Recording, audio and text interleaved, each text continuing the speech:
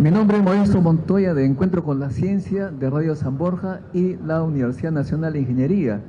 Ministro, hace décadas que mi universidad, así como muchas universidades estatales, tienen prácticamente el mismo número de alumnos, el mismo número de profesores nombrados, y hace más de una década las mismas remuneraciones, y paralelamente a ello hay miles de millones de soles que han pasado a las universidades privadas a través de la beca 18. ¿Puede explicarme si este modelo significa una vía a la privatización de la educación?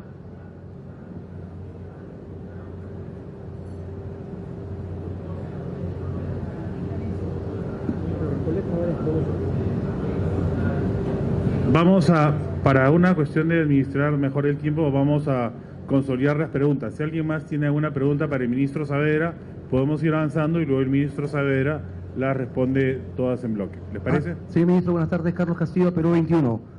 Yo tengo dos interrogantes que si me puedo formular. Lo primero, se ha comentado históricamente que el prototipo, lo ideal para los recursos del sector de educación sea que el 6% del PBI sea destinado a este sector. Quisiera preguntarle, usted que conoce mucho el sector, la materia, ¿qué es lo que imposibilita que se cumpla esa meta? Históricamente, ¿cuál ha sido el obstáculo que ha impedido que el 6% del PBI sea destinado a educación?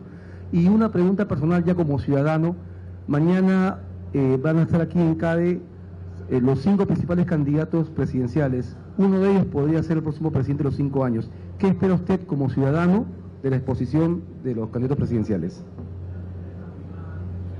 ¿Alguna otra pregunta para el ministro Saavedra, por favor? Buenas tardes, señor ministro. Edith Salomón, del diario Panorama Cajamarquino, en Cajamarca. ¿Cómo está? Señor ministro, sabemos que la mujer peruana se ha empoderado. ¿Cómo va en su sector? Le decía que la mujer se ha empoderado en el país, y la mujer está tomando unos roles diferentes. En estos exámenes que ha tomado usted últimamente, ¿cómo va a considerar a la mujer?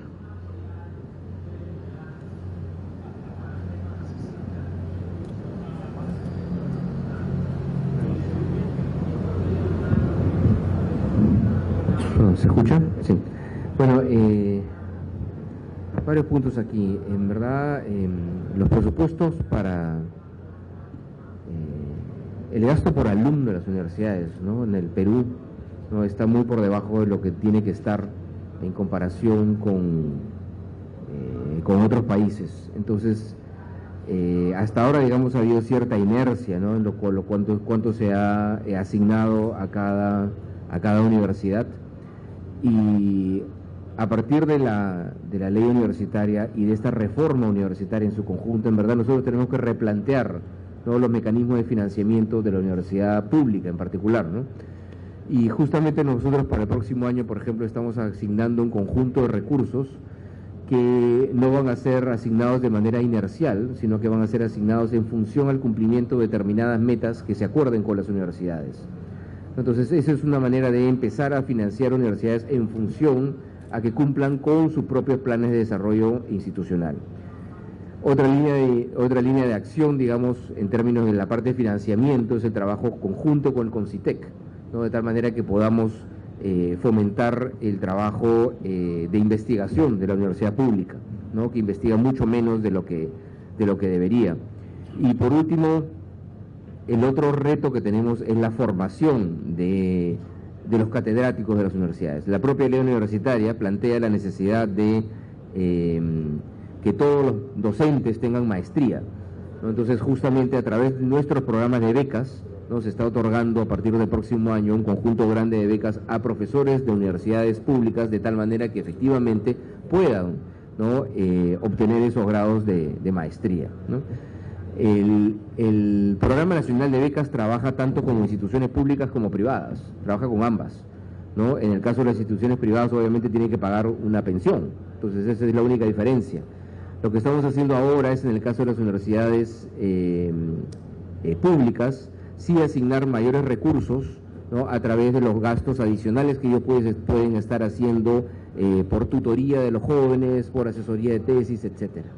Entonces, eso es digamos, algo que se está empezando a implementar con las universidades públicas, pero Digamos, obviamente, los chicos se becan en las mejores universidades y las universidades tienen que admitir a esos chicos, los chicos tienen que pasar el examen de admisión, obviamente, y se negocian unas pensiones de tal manera que no sean pensiones muy altas, pero en el caso de las privadas esa pensión se tiene que pagar, ¿no? En el caso de las públicas, la matrícula justamente es gratis, está cubierta por el presupuesto público, ¿no? Entonces, ahí yo no sé de dónde ha salido esa palabra de privatización, ¿no? Yo no entiendo cómo se pueden privatizar las universidades públicas. Las universidades públicas son autónomas y tienen presupuesto público, ¿no? Entonces, simplemente los chicos que reciben una beca tienen que acceder a mejores universidades, ya sea públicas o sea privadas. Es el punto de vista de los jóvenes, ¿no? Donde interesa darles la oportunidad de que tengan una educación de buena calidad. Eso no quita que, por otro lado, sí, como país, obviamente tenemos un déficit muy grande todavía en el gasto que se hace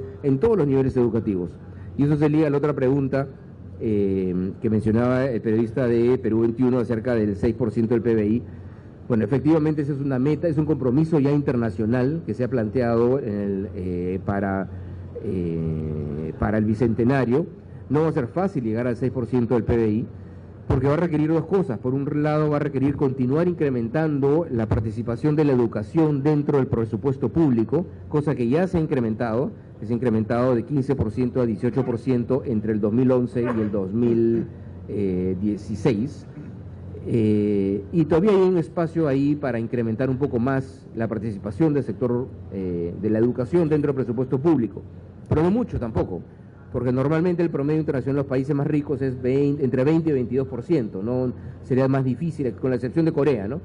Sería difícil, ¿no? Expandir más la participación, ¿no? del sector educación dentro del presupuesto público. Hay un espacio, pero eso no va a ser suficiente. Más allá de eso, sí se va a requerir de un pequeño incremento, digamos, en la torta pública en su conjunto, para poder incrementar el gasto como a los niveles, a los estándares que tenemos, que necesitamos, mejor dicho, ¿no?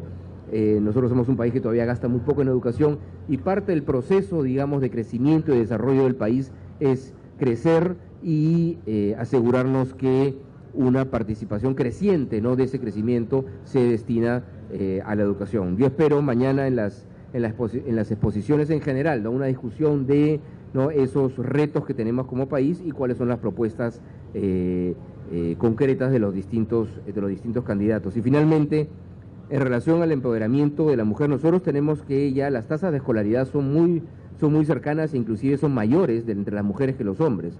En la educación superior, la entrada de flujo de mujeres es mayor que el de los hombres. En las pruebas de nombramiento, por ejemplo, había una mayor tasa de ingreso de las mujeres, ¿no?, que de los hombres. En los colegios de alto rendimiento, simplemente tienen exámenes y estándares altos, ¿no?, para ser admitidos. Hay varios de los colegios en las distintas regiones en donde hay 2/3 de mujeres y 1/3 de hombres, ¿no? Entonces, en ese sentido, sí, desde el punto de vista académico, digamos que hay más que no solamente un empoderamiento, ¿no?, sino un crecimiento importante, ¿no?, en el rendimiento de las niñas y de las jóvenes. Muchísimas gracias, ministro. Entendemos que usted tiene un compromiso. Ya terminado la ronda con usted, si gusta lo liberamos. Perfecto. Muchísimas gracias. Y a los colegas, si es que tienen